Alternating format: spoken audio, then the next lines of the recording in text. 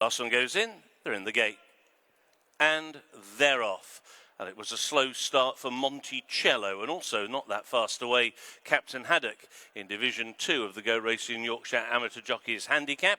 And the early lead is contested. Clifftop Heaven is right up there and will now forge on and claim the lead, with Can Girl up against the inside rail in a share of second, with Ebony Moore on that one's outside. And between horses is Swift Tuttle. Next is Kojin, who's keen and wide. Then towards the inside rail is Royal Observatory, racing just in advance of Freewheeling, and the two who were slow to start, Monticello and Captain Haddock, are at the back of the field.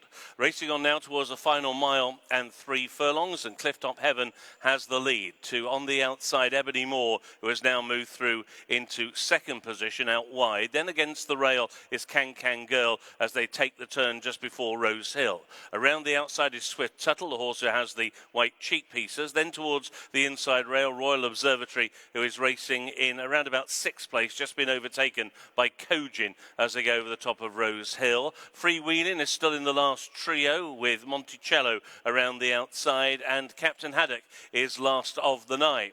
So they're on the long turn, which eventually will bring them back towards home, and it's Ebony Moore now putting a little bit of pressure on the outside of Clifftop Heaven. These are the first two, with Can Girl up against the fence and racing now just alongside Swift Tuttle as they begin to make this long turn back towards home. On the inside, Brodie Hampson and Clifftop Heaven. Towards that one's outside, Ebony Moore and Erin Cagney. Those are the first two. Can Girl and Matt Brown racing just in third. On the outside in fourth is Swift Tuttle and Poppy Win. In 5th position is Kojin. In 6th is Freewheeling, who's pushed along to get a little bit closer. A couple of lengths away is Royal Observatory, and then a break of a further length and a half to Monticello, and then Captain Haddock, who is still at the back of the field.